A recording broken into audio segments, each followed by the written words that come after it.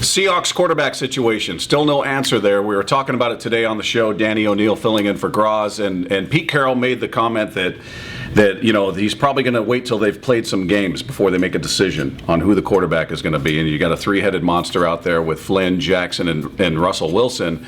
And we brought up the question on the show whether this is a good idea because somebody's going to be missing out on snaps. Obviously, the last drop-dead date you'd want would be the third game of the season. But there are those that argue against this, saying you're going to really kind of impede the progress of whoever gets it if it's not Tavares Jackson. But do you agree with Pete Carroll's method as far as the time he's taking to come to a decision on quarterback? I don't know if I agree with it.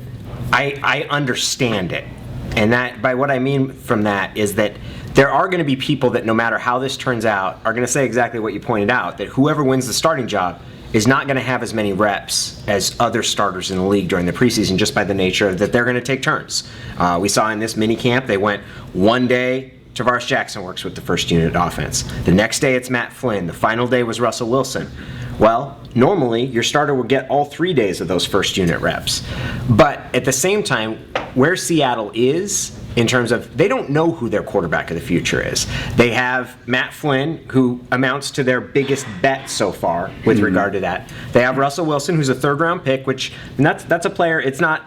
It wouldn't be a shock if he doesn't emerge as a long-term starter. I mean, you don't expect third-round picks to develop that way, but at the same time, that's someone you are going to expect to be ready to play for you at some point. And then Tavares Jackson, who was their starter last year.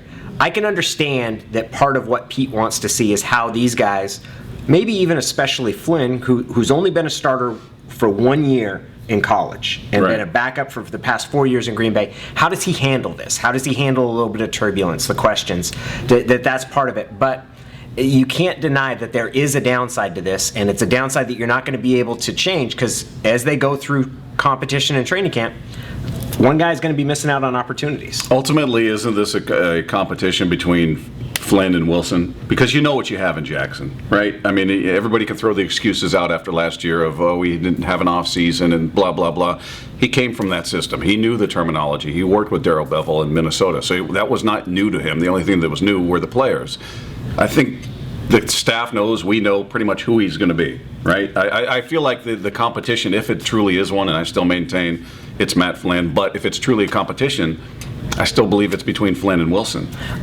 I agree with most of that. The one thing that I don't think they've closed the book on the possibility that Tavares Jackson could develop and emerge and show. They haven't closed the door to the possibility that he'll have better fourth quarters and really look downfield, try to make things happen.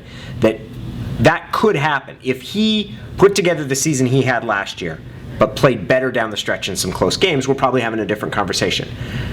I don't know if they think that or expect that to happen. They're certainly not banking on it because they've given themselves Matt Flynn and Russell Wilson as alternatives. But I think if Tavares went out there and looked different during the preseason than he has, which is unlikely given that we've seen him extensively. Of the three, by far, he has the most experience. I don't think they expect it, but I don't think that the door is closed. Well, it's going to be a conversation that's going to continue to go on. Training camp starts July 28th, and then we'll see how long it takes after that into the preseason before they make a choice. And by the way, you're going to want to check out the outtakes of this particular video because we tried to shoot it in our zero gravity studio, and it just wasn't working out for us, and you'll see why. You better hurry up. Are we ready? Yeah, go. Okay. Yeah. All right, here we go. We're coming to you from our new 710 ESPN studios, which you can see a great backdrop here. Danny O'Neill sitting in on the show today. And we talked a lot about the Seahawks quarterback situation and the fact that... Zero gravity studio. Zero gravity studio is fantastic. Oh, God. Okay, we're going to try take two here. Hang on. All right. We're here in our new Zero Gravity 710 ESPN studios, and Danny O'Neill sitting in on the show today.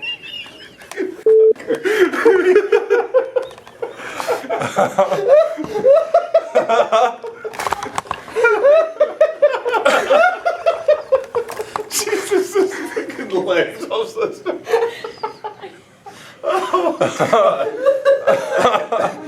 Oh, can't get through it. I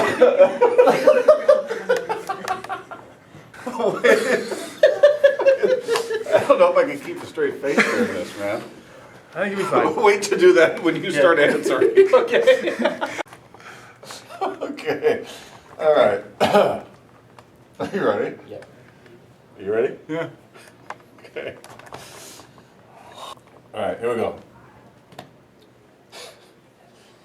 We're here in our new Zero Gravity 710 ESPN studios. Nice little backdrop you see here. Danny O'Neill filling in on the show today. And we talked a lot about the Seahawks and the quarterback situation and the method of Pete Carroll to keep this competition going through the preseason games. And the question was, is it a good idea? Somebody is going to lose, the starter is going to lose out on reps. And we've had this conversation before, but Danny, I want to get your thoughts.